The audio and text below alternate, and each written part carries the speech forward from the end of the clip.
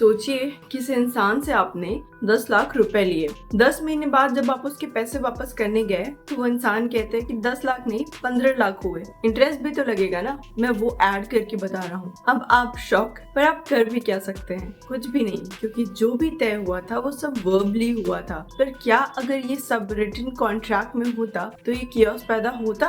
Obviously नहीं। और ये है रिटन कॉन्ट्रैक्ट की पावर। पर ये कॉन्ट्रैक्ट्स लिखते कैसे हैं? यही तो समझना है आज। पर क्या कॉन्ट्रैक्ट को ड्राफ्ट करना ये सबके लिए फायदेमंद है या ये सीखना सबके लिए इम्पोर्टेंट है? ऑब्वियसली हाँ। लॉ स्टूडेंट्स के लिए इसलिए इम्पोर्टेंट है क्योंकि आने वाले टाइम में उनके प्रोफेशनल लाइफ में काम आएगा। प्रोफेशनल लॉयर्स के लिए ये इसलिए इम्पोर्टेंट है क्योंकि क्लाइंट डीलिंग से लेके प्रॉपर्टी तक के मसले हल करने के लिए कॉन्ट्रैक्ट्स काम आते हैं। जनरल पब्लिक यानी कि आम जनता के लिए इसलिए इम्पोर्टेंट है क्योंकि चाहे रेंट एग्रीमेंट हो, चाहे सेल परचेज एग्रीमेंट हो या आप सिंपली कोई ऑनलाइन शॉपिंग कर रहे हैं, हर जगह कॉन्ट्रैक्ट है। इसलिए कॉन्ट्रैक्ट किस तरह से लिखा गया है ये समझना बहुत इम्पोर्टेंट है। हाँ जी, वेलकम टू सृष्टि लीगल। मैं हूँ सृष्टि, आपकी कंपेनियन आपकी लीगल जर्नी में। और आज हम बात कर रहे हैं कि कॉन्ट्रैक्ट्स को ड्राफ्ट कैसे करते हैं, कॉन्ट्रैक्ट्स के इम्पोर्टेंट क्लॉजेस क्या क्या हैं। कॉन्ट्रैक्ट ड्राफ्ट करना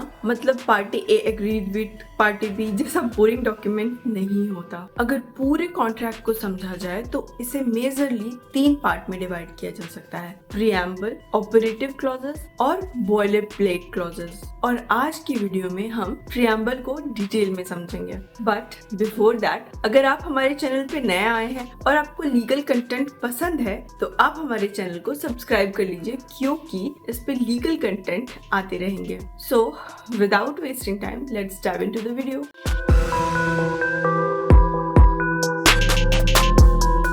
प्रीएम्बल मतलब कॉन्ट्रैक्ट का नमस्ते मैं कौन हूँ वाला सेक्शन। मतलब ये जैसे आप किसी से मिलते हैं तो आप अपना बेसिक डिटेल बताते हैं, जैसे अपना नाम, अपना बैकग्राउंड, आप आ कहाँ से रहे हैं। वैसे ही कॉन्ट्रैक्ट्स में प्रीएम्बल पार्ट ये बताता है कि उसमें पार्टीज कौन कौन सी हैं, उन पार्टीज का बैकग्राउंड क्या है, कॉन्ट्रैक्ट क्यों किया जा रहा है, एक्सेट्रा। तो चलिए समझते हैं प्रीएम्बल पार्ट को डिटेल में क्लॉज वाइज। इसमें कौन कौन से क्लॉजेस होते हैं ये देखते हैं। ये भी देखते हैं कि प्रीएम्बल कैसे कॉन्ट्रैक्ट्स का इंट्रोडक्शन होता है।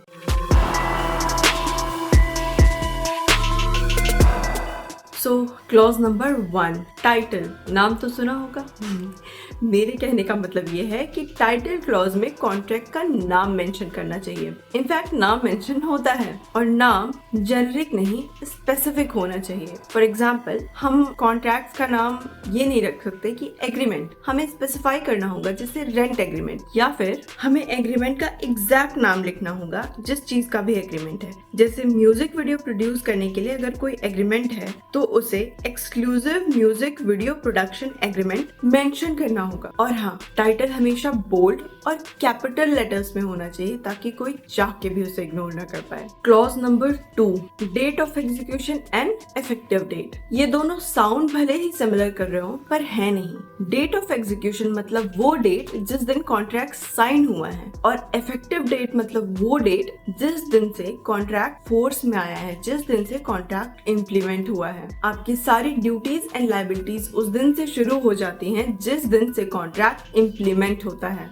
एक रिलेटेबल एग्जांपल से समझते हैं। फॉर एग्जांपल, आपने किसी इंटर्नशिप के लिए अप्लाई किया, इंटर्नशिप में आपका सिलेक्शन हो भी गया, ऑफर लेटर आ गया। जिस दिन ऑफर लेटर आया और जिस दिन ऑफर लेटर साइन हुआ वो दिन आपका डेट ऑफ एग्जीक्यूशन होगा। लेकिन ऐसा हो सकता है कि इंटर्नशिप आपकी उसके 5 दिन बाद से शुरू हो, ऐसा बिल्कुल हो सकता है। तो आपका इंटर्नशिप कॉन्ट्रैक्ट अगले 5 दिन बाद से शुरू माना जाएगा। वो होगी कॉन्ट्रैक्ट की इफेक्टिव डेट। जिस दिन कॉन्ट्रैक्ट साइन हुआ है वो कॉन्ट्रैक्ट का एग्जीक्यूशन डेट, और जिस दिन कॉन्ट्रैक्ट एग्जीक्यूट हुआ है, जिस दिन से कॉन्ट्रैक्ट इनफोर्स हुआ है, जिस दिन से कॉन्ट्रैक्ट फोर्स में आया है, वो होगा इफेक्टिव डेट। जिस दिन से कॉन्ट्रैक्ट का इफेक्ट शुरू हुआ है वो होगा इफेक्टिव डेट। अच्छा, आपने ये तो सुना ही होगा कि कॉन्ट्रैक्ट को बैक डेट से इंप्लीमेंट करा दिए। कैसे करा दिए? इफेक्टिव डेट होने की वजह से हम कॉन्ट्रैक्ट्स को बैक डेट में जाके भी उसका इफेक्टिव डेट बना सकते हैं। फॉर एग्जांपल, कॉन्ट्रैक्ट आज 18 अक्टूबर को एग्जीक्यूट हुआ,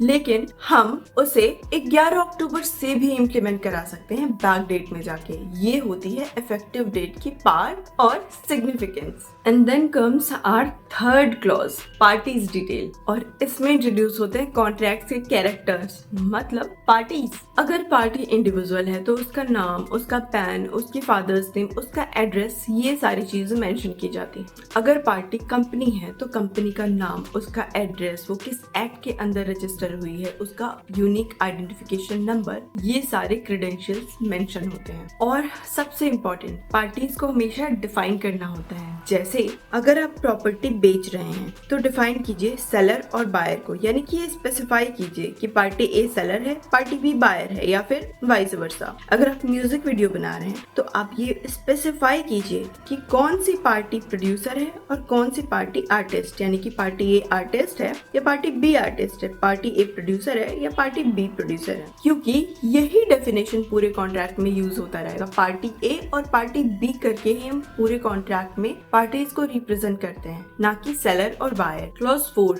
रिसाइटल्स। रिसाइटल्स में हमेशा कॉन्ट्रैक्ट का बैकग्राउंड बताते हैं। रिसाइटल हमेशा वेयरएज से शुरू होता है और ये बताता है कि पार्टी ए कौन है, पार्टी बी कौन है, ऑफर एक्सेप्टेंस कैसे हुआ, क्यों हुआ, और कॉन्ट्रैक्ट करने का पर्पस क्या है। फॉर एग्जाम्पल, अगर आपने मुंबई में कोई स्टूडियो रेंट पे लेना है तो आपका रिसाइटल क्लॉज कुछ ऐसे शुरू होगा। Whereas party 1 is a renowned cinematographer looking for a studio. Whereas party 2 owns a state-of-art studio in Mumbai. Whereas party 1 made an offer to rent to studio and party 2 accepted. Now, therefore, both party agree to enter into this agreement. अच्छा हाँ, एक चीज और याद है आपको, contract act में हमने पढ़ा था कि कॉन्ट्रैक्ट में एंटर करने के लिए intention to create legal relationship बहुत जरूरी होता है। सो कॉन्ट्रैक्ट के रिसाइटल पार्ट में ये भी एक्सप्रेस होता है कि वहाँ दो पार्टीज के बीच intention to create legal relationship थी। And here comes our clause 5, definition and interpretations. नाम से ही समझ में आ गया होगा, पूरे कॉन्ट्रैक्ट में जहाँ जहाँ भी टेक्निकल टर्म्स यूज हुए हैं उन टेक्निकल टर्म्स को हम पहले ही डेफिनेशन क्लॉज में डिफाइन कर देते हैं, जिससे कॉन्ट्रैक्ट में जहाँ जहाँ भी वो टर्म यूज हुए हैं उसका वही मतलब लिया जाए जो डेफिनेशन एंड इंटरप्रिटेशन क्लॉज में डिफाइंड है और कोई कंफ्यूजिंग सिचुएशन ना अराइज हो। फॉर एग्जाम्पल, अगर हम डेफिनेशन और इंटरप्रिटेशन क्लॉज में कॉन्फिडेंशियल इंफॉर्मेशन की डेफिनेशन लिखते हैं तो हम उसमें क्लियरली स्पेसिफाई करेंगे कि कौन सी इंफॉर्मेशन कॉन्फिडेंशियल इंफॉर्मेशन मानी जाएगी और कौन सी इंफॉर्मेशन कॉन्फिडेंशियल इंफॉर्मेशन नहीं मानी जाएगी। और पूरे कॉन्ट्रैक्ट में जहां जहां भी कॉन्फिडेंशियल शब्द यूज होगा उसका वही इंटरप्रिटेशन लिया जाएगा जो डेफिनेशन और इंटरप्रिटेशन क्लॉज में मेंशन है। जरा पॉज कीजिए और सोचिए, अगर ये डेफिनेशन और इंटरप्रिटेशन क्लॉज नहीं मेंशन होता तब क्या होता? पार्टीज अपने अपने हिसाब से उस शब्द का इंटरप्रिटेशन करती और डिस्प्यूट के चांसेस 10x बढ़ जाते। तो आज हमने देखा कॉन्ट्रैक्ट का प्रियम्बल पार्ट, वो ये कि कॉन्ट्रैक्ट का प्रियम्बल पार्ट कॉन्ट्रैक्ट का इंट्रोडक्शन होता है, लेकिन प्रियम्बल पार्ट ही पूरा कॉन्ट्रैक्ट नहीं होता। कॉन्ट्रैक्ट बनता है प्रियम्बल, ऑपरेटिव क्लॉज और बॉयलर प्लेट क्लॉजेस से। तो इस सीरीज के नेक्स्ट वीडियोस में हम ऑपरेटिव क्लॉजेस और बॉयलर प्लेट क्लॉजेस को ध्यान से समझेंगे। और अगर आपको ये वीडियो हेल्पफुल लगी तो इस वीडियो को लाइक कीजिए, और अगर आपको लीगल कंटेंट्स पसंद है तो आप हमारे चैनल को सब्सक्राइब भी कर सकते हैं, क्योंकि इस पे लीगल कंटेंट आते रहेंगे। और हाँ, नोटिफिकेशन बेल भी प्रेस कीजिए ताकि आपसे कोई वीडियो मिस ना हो। और जाते जाते आप हमें कमेंट बॉक्स में ये बताते जाइए कि कॉन्ट्रैक्ट का कौन सा पार्ट आपको ड्राफ्टिंग में सबसे ज्यादा टफ और चैलेंजिंग लगता है। I read all the comments. ठीक है, फिर मिलते हैं नेक्स्ट वीक। तब तक अपना ख्याल रखिए एंड कीप लर्निंग।